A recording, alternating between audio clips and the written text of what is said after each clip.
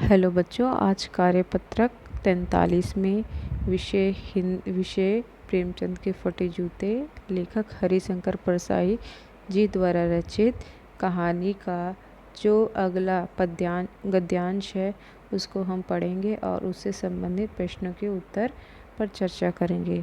तो मैं पढ़ती हूँ और आप ध्यान से सुनेंगे। चक्कर लगाने से जूता फटता नहीं है, घिस जाता है। कुंभन दास का जूता भी फतेहपुर सीकरी आने जाने से घिस गया था। उसे बड़ा पछतावा हुआ। उन्होंने कहा, आवत जात पनैया घिस गई, बिसर गयो हरिराम। और ऐसे बुलाकर देने वालों के लिए कहा था, जिनके देखे दुख उपजत है तिनको करबो परे सलाम। मतलब जिनको देखने से हमारे मन में दुख पैदा हो जाता है, दुख उत्पन्न हो जाता है, उनको भी हमें कई बार सलाम करना पड़ता है। और कह रहे हैं, आवत जात पनैया घिस गई, कि बार बार उनके बुलाने से, अकबर के बुलाने से बार बार मेरी पनैया, जो मेरी चप्पल है, मेरे पैर में जो जूते हैं वो घिस गए हैं, जिसके कारण मैं ईश्वर का नाम लेना भी भूल गया हूँ। चलने से जूता घिसता है, फटता नहीं। तुम्हारा जूता कैसे फट गया? मुझे लगता है तुम किसी सख्त चीज़ को ठोकर मारते रहे होगे। कोई चीज़ जो परत पर परत सदियों से जम गई है, उसे शायद तुमने ठोकर मार मार कर अपना जूता फाड़ लिया। कोई टीला जो रास्ते पर खड़ा हो गया था, उस पर तुमने अपना जूता आजमाया। तुम समझौता कर नहीं सके।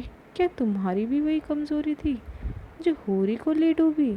वही नेम धर्म मतलब धर्म कर्म वाली कमज़ोरी।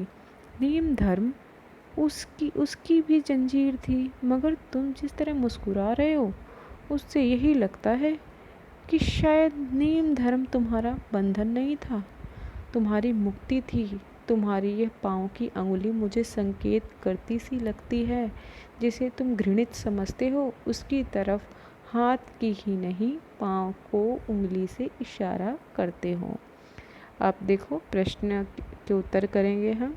पहला प्रश्न है, फतेहपुर सीकरी आने जाने से किसका जूता घिस गया? तो गद्यांश में ही लिखा हुआ है इसका उत्तर, कुंभन दास जी का जूता घिस गया था। किस चीज़ पर जूते से ठोकर मारने के कारण प्रेमचंद का जूता फट गया? तो ऊपर लिखा हुआ है, देखें कि जो टीला है, सख्त चीज़, किसी सख्त चीज़ पर बार बार ठोकर मारने से प्रेमचंद जी का जूता फट गया था। वो कौन सी चीज़ें थी जो सदियों से परत दर परत जमकर समाज में टीले के रूप में निर्मित हो गए? सामाजिक बुराइयाँ, जो सामाजिक बुराइयाँ थी वो परत दर परत जमकर एक रूढ़िवादी के रूप में निर्मित हो गए। टीला मतलब रूढ़िवादिता के रूप में निर्मित हो गए हैं। क्या आपको आज भी समाज में कुछ बुराइयां दिखती हैं? हाँ, मुझे समाज में बहुत सी बुराइयां दिखती हैं। जैसे दिखावा है, झूठ बोलना, दिखावा, लोगों को भ्रमित करने का, या धोखेबाजी, चोरी, लूटपाट और बहुत सी ऐसी बुराइयां हैं। लेखक के अनुसार प्रेमचंद किसकी तरफ पैर की उंगली से इशारा करते थे? तो उत्तर आपके गद्यांश में ही दिया हुआ है। जिसे प्रेमचंद जी घृणित समझते थे, उसकी तरफ वो पैर की उंगली से इशारा करते थे।